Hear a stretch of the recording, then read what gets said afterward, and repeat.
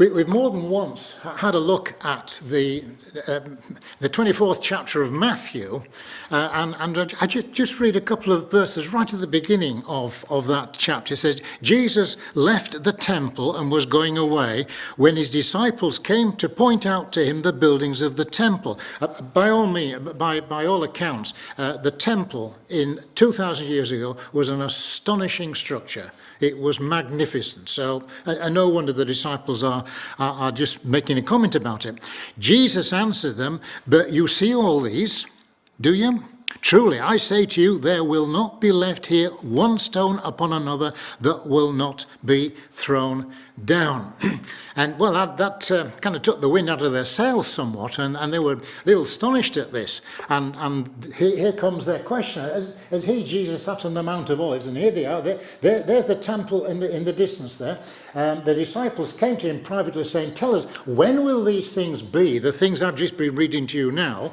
And what will be the sign of your coming and the close of the age? Now, it so happens that Luke also has this little episode, and he opens up a little bit more detail on the things that Jesus had to say to them. And it goes something like this. He talked about the destruction of Jerusalem and the Jews being scattered all over the world. Well, that is certainly something in the past. He then talks about the Jews being returned to Jerusalem and to the land, and that's very much where we are now in the present. And the third thing that Luke picks out for us is Jesus' second coming, bringing God's worldwide kingdom, and that's got to be future. And that's been a theme, has it not, for the 6 weeks, past, present and future. In the words of the Lord Jesus Christ, all three items are there for us to consider. And we asked the question that we asked some time ago, where if you cannot gainsay number one and number two. I mean, one is past, the two of them together are very, very present indeed. And the third one, it's illogical, it seems to me, to suggest that the third one is unlikely, not going to happen, when you concede that the first two have already taken place. Logically, you would expect the third to follow the other two. But the point I want to make is that look at what they're saying here. As Jesus, sat on the Mount of Olives, the disciples came to him privately saying, tell us, when will these things be, and what will be the sign of your coming? All right? And the close of the age. Now, I have to tell you, the New Testament is absolutely dripping. I mean, someone has done some calculations. I don't know how good this is, but someone has calculated that for every 14th verse, there somewhere, over the whole of the New Testament, every 14th verse, there's a reference to the second coming of Jesus. Now, I do not know who's done the maths. And even if it's slightly odd, it doesn't much matter, does it?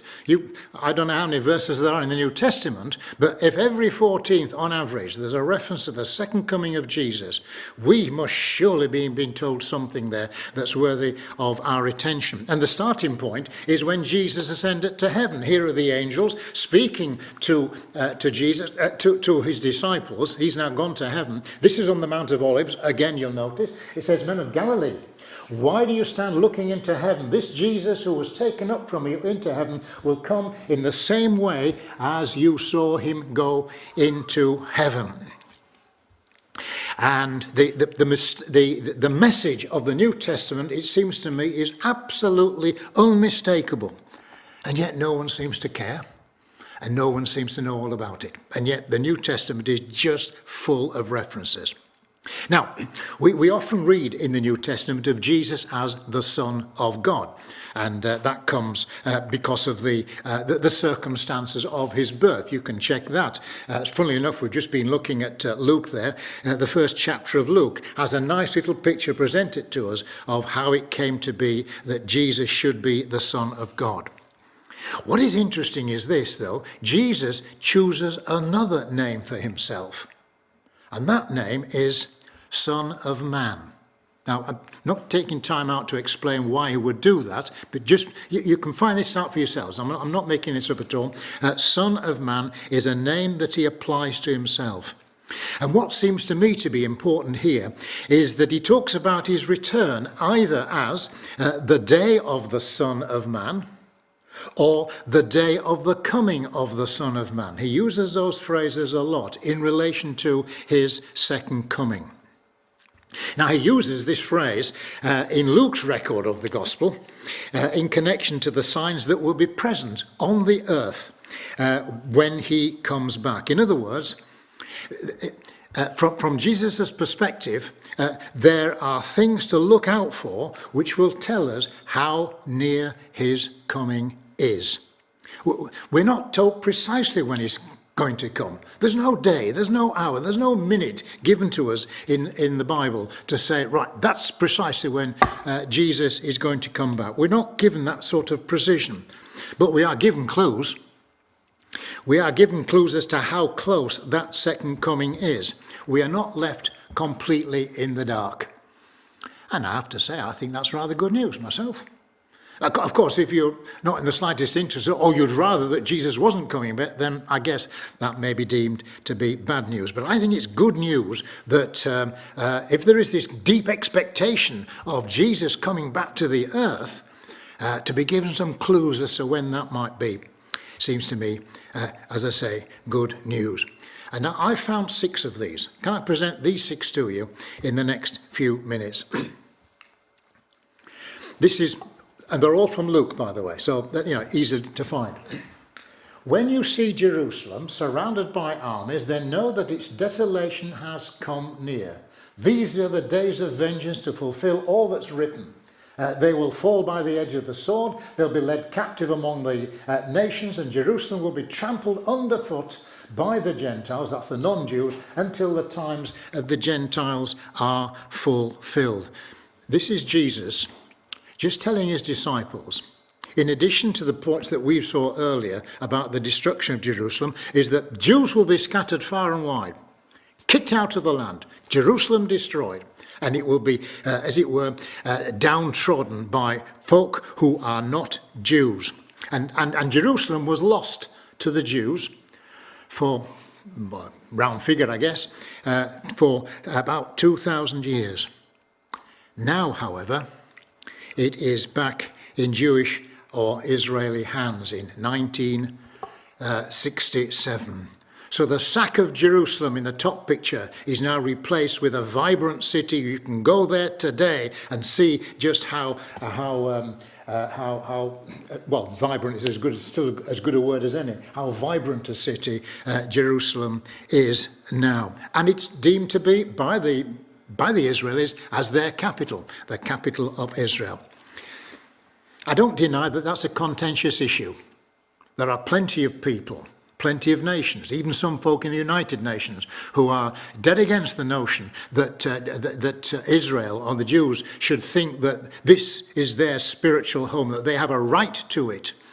It is contentious, and it's, of course, challenged by some. But for the moment, it is the fact on the ground, isn't it? And of course, Jerusalem can only have meaning and significance if it is rooted in a country, and that country is tiny little Israel there in the Middle East. And likewise, Israel re-emerged as a cohesive nation, as a sovereign nation in 1948 against all the odds.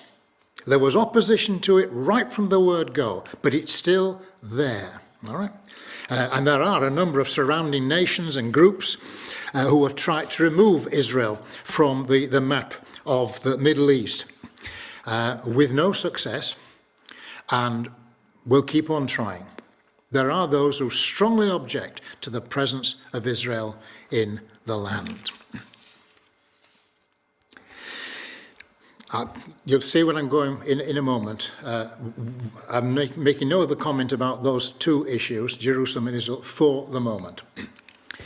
Here's a third sign from Jesus. There will be signs in the sun, the moon, and the stars. On the earth, distress of nations in perplexity because of the roaring of the sea and the waves, people fainting with fear and with foreboding of what is coming on the world. For the powers of the heavens will be shaken, and this is the thing, Then they shall see the Son of Man coming in a cloud with power and great glory. The points I've just been making to you about Jerusalem, and therefore Israel, and some global anxiety of one form or another. I'm suggesting to you the biggest anxiety that we have on the planet is its own atmosphere. It is climate change. But see, so all three of them are there. You can check this in Luke 21. They're all there together, at the end of which Jesus then says, then shall they see the Son of Man coming in a cloud with power and great glory.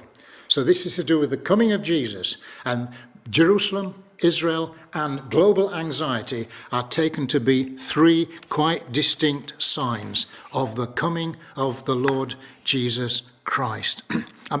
You may not agree, but I strongly believe that climate is the most urgent of a number of critical concerns for the world. Arctic and Antarctic melting, increase in forest fires, increase in intense storms and rainfall and therefore floods, drought and famine, green strategies, concern over carbon emissions, net zero objectives.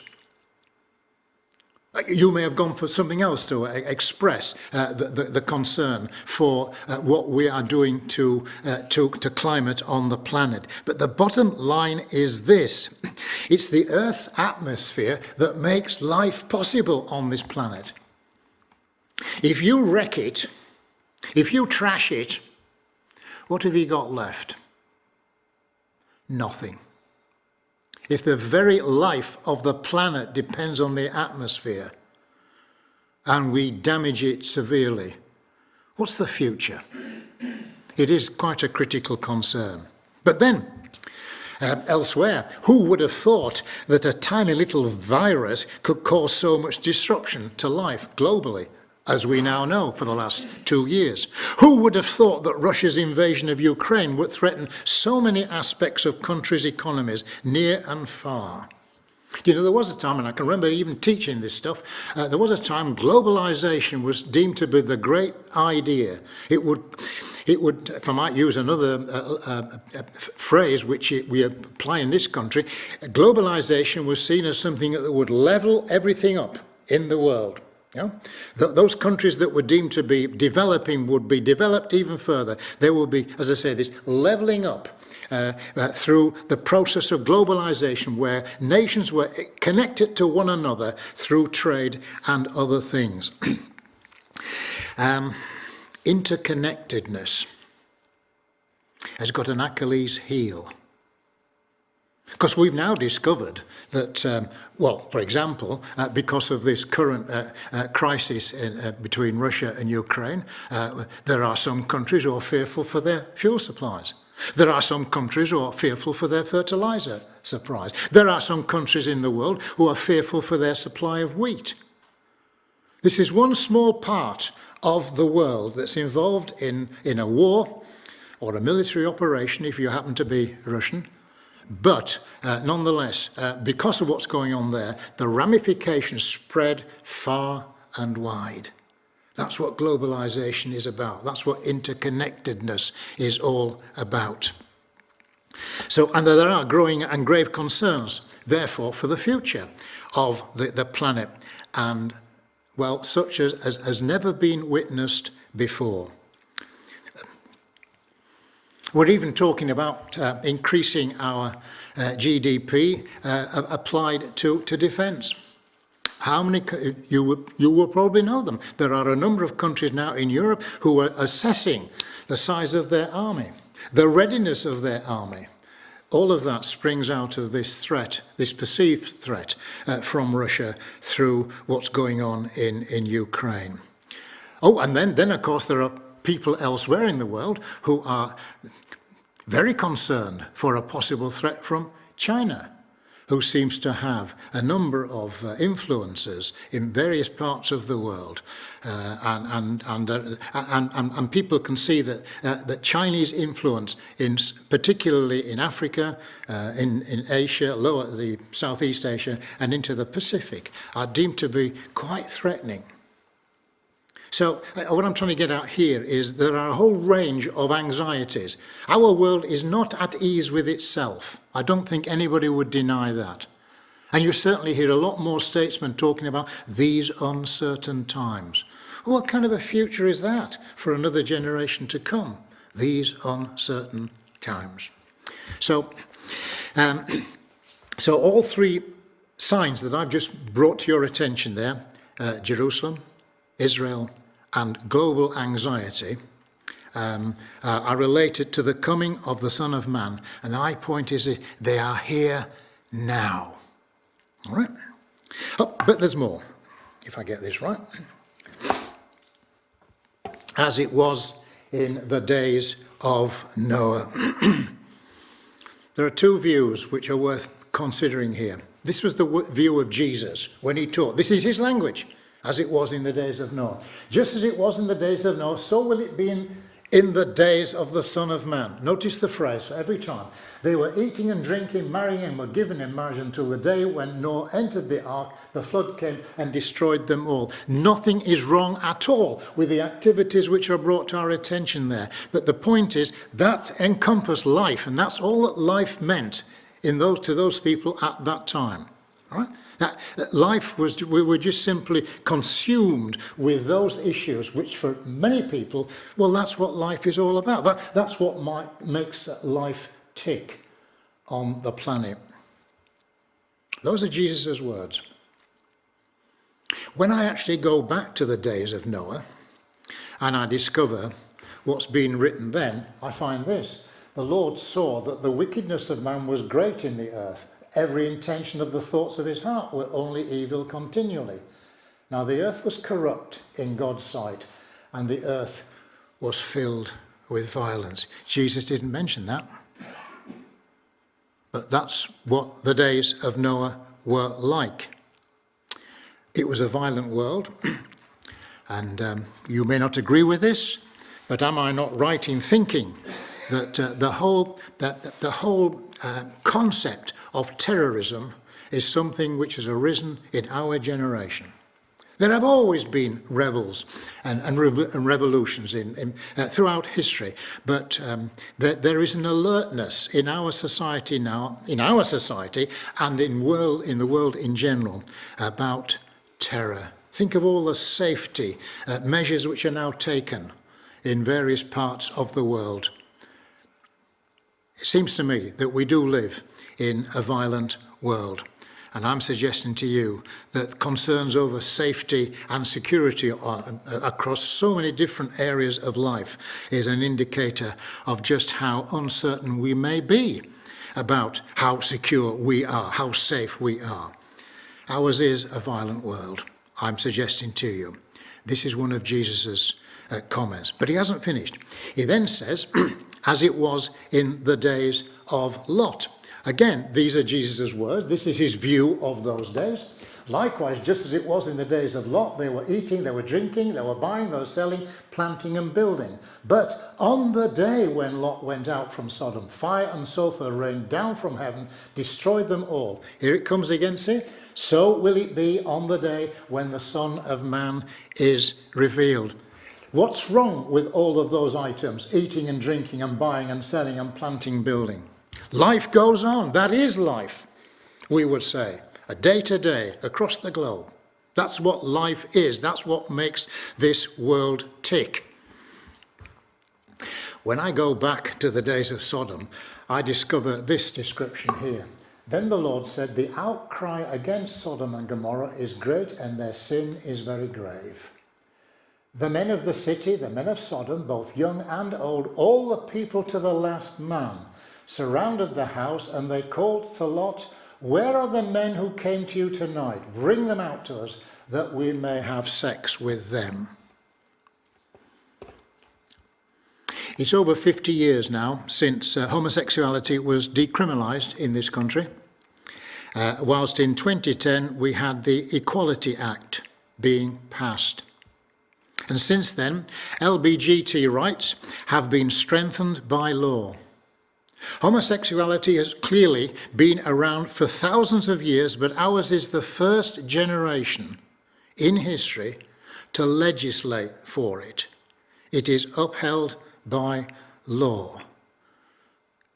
I'm not making a judgmental comment whatsoever. These are just simply statements of how things are. But ours is the first generation which has the rights, LGBT rights, enshrined in law. And, I should have shown you those. That's just what's the word I want? Anyway, a montage, I guess, of some of the things which relate to the point that I've just been making now. Finally, decline in religion. Now, you won't be able to read that bottom chart. In fact, I can't either. But if I simply, with my crooked finger there, that's 50% there. All right. And these are bars indicating the percentage of non-religious people. I appreciate the figure is up to 2016, and quite a bit has changed in those 6 or 7 years since. And of course you can't see, can you? But can you see UK? 1, 2, 3, 4, fifth from the bottom there. And there are other polls which have been taken which relate to this. But ours is, our own nation is one which has seen a decline in religion. I didn't mean that. Can we go here? Sorry. Where some very beautiful houses have now been produced out of old chapels and churches. Others have just been left to as ruins of one form or another. But what I find interesting is this. Just in case you think, well, hang on, you have not tied this in to anything that Jesus might say. In Luke chapter 18, I've got the Bible, and I'll read what seems to me to be relevant here from this. But there's a picture painted for us of a woman. She was a widow, and came to the local judge asking for a matter to be dealt by him because she wanted justice. And he would have none of it. It's the first 8 verses of chapter 18, if you want to check this up at some point. All right? He refused to do anything for her. So she kept coming back, rapping the door, knocking on the door, knocking on his window, whatever, to get his attention. I want this matter dealt with. No. Well, she kept coming so often that in the end, he gave up. And he did do for her what she required. She persisted. But the point that catches my eye is this. I tell you, God will give justice to them speedily. These are people who believe in him, who trust in him. Come to him if you wish as some kind of judge. But here's the point. Nevertheless, when the Son of Man comes, will he find faith on the earth? All right? Will he find that kind of faith on the earth? I mean, clearly, from other verses in the Bible, that there will be believers in the world when Jesus comes back. But will there be that kind of faith? All right? That kind of faith that perseveres. That woman persevered.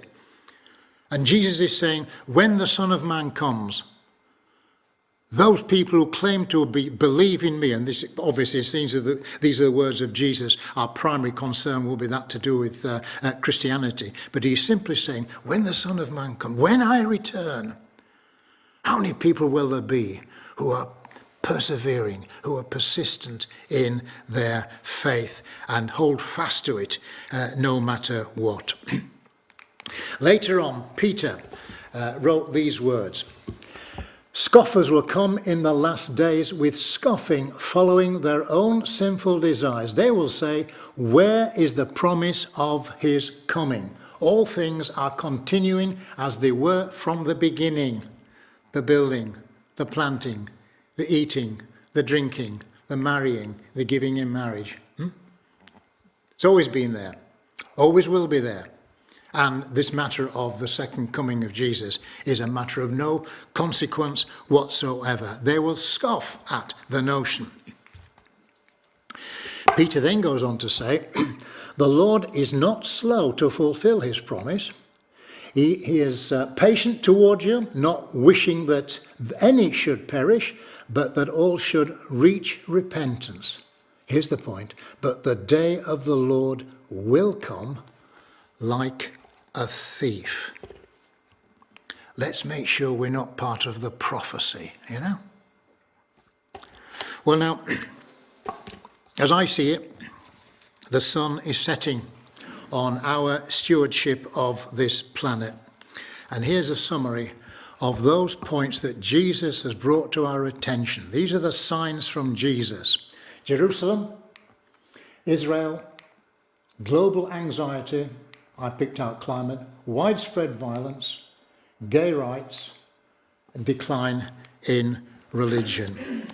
These are the signs that Jesus has presented. For each one of those, please remember, for each one of those, that's how it will be in the day that the Son of Man comes. And these are signs that Jesus wants us to take note of and to respond to. We simply can't go on ignoring that recurring theme of the day of the Son of Man. It refers to the second coming of Jesus Christ, and nor can we afford to ignore these 6 signs that he has given to us. They are here right now, and they are his signs. You know? I mean, you know, if the king doesn't know what to look for, no one does. How could he possibly know that all 6 items... Hello. Oh, I'll just go back to that, shall I? No, I don't want to go back, do I? We've had that. Yeah, how could he possibly have known that all 6 signs will be present at a particular moment in history? I think that's what I'm trying to get at here. Together.